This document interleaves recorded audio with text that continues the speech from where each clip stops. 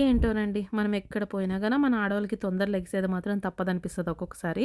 కానీ ఇక్కడైతే మేము ఏ పనులు చేయలేదు. ఆల్మోస్ట్ అంతా మా పిన్ని, మా అమ్మ, మళ్ళీ మా అక్క వీళ్ళే చూసుకున్నారు అంత పనులు. సో, మేమైతే జస్ట్ ఆ టైంకి లెగడానికి మాకు బద్ధకం అయ్యింది. ఎందుకంటే చలి పూర్తిగా ఎక్కువుందనమాట. సో, మేమైతే 4:30కి అట్లా బయలుదేరాము. పిన్ని వాళ్ళ ఇంటి అంటే చెప్పాను కదా! పెద్దిల్లనేసి. సో, అక్కడికి 4:30కి బయలుదేరాము. ఇదంతా ఊరనమాట. ఊర్లో ఆల్మోస్ట్ ఇలాగే ఉంటుందనమాట ఇల్లు. అంటే పెద్దగా కొందరే కట్టించుకునేది. అంటే బావుంటదనమాట ఆ ఇల్లులు. ఎప్పుడైనా వీలైనప్పుడు నేను ఇంకొకసారి వైజాగ్ వెళ్ళినప్పుడు నేను చూపిస్తాను. దాన్నైతే పాకంటారు.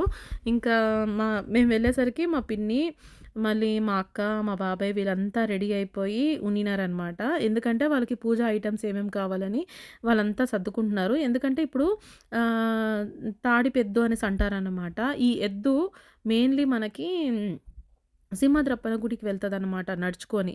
అట్లాగా వీళ్ళు ఒక్కొక్కరింటికి వెళ్ళి పూజలు చేపిచ్చుకొని వాళ్ళ వంశం పేరు మీద మళ్ళీ అలాగే పిల్లలు అందరి పేరు మీద పూజ చేపిచ్చుకొని ఆ ఇంట్లో బియ్యము అవన్నీ ఏమైనా ఇస్తే అవన్నీ తీసుకొని వెళ్ళి సింహద్రప్పన దగ్గరికైతే చేరుస్తారనమాట. ఆ ఒక్క నమ్మకం గురించి ఇక్కడంతా ప్రతి ఒక్కరు ఇలాగే చేసుకుంటారు సంక్రాంతి రోజు మాత్రం. ఇంకా పిల్లలంతా చూసారా అందరూ మేలుకున్నారు అట్లాగే. చలి ఉంది గానీ ఇంక మేము అప్పటికే 5 అయింది. 4:30కి ఇడిస్తే 5 అయిందనమాట. ఇంక కూర్చొని అన్నీ సర్దుకునేసరికి ఇంక మా అన్నయ్య చలి ఎక్కువుందనేసి ఇంకా మంట అయితే పెడుతున్నారు చలి మంట. ఇంకా ఇట్లా మేమంతా వెయిట్ చేస్తున్నామనమాట. మాకేమన్నారంటే ఎద్దొచ్చేస్తది తొందర రండి అన్నారు. యాక్చువల్లీ ప్రతిసారి తొందరగానే వస్తదంట. ఎందుకో ఈసారి కొంచెం లేట్ అయింది. ఎందుకంటే ప్రతి ఒక్కరు చానా సేపు ఆపిచ్చి పూజ చేపిచ్చుకుంటున్నారంట వాళ్ళ ఇళ్ళల దగ్గర. సో, అందుకని చానా లేట్ అయిపోయిందని అప్పుడే గింజుకుంటున్నారు. అంటే పెద్దవాళ్ళుంటారు కదా! అంతే కదా! సో, సరేలే అనేసి ఇంకా మేము వెయిట్ చేస్తా ఉన్నాం చానా సేపు.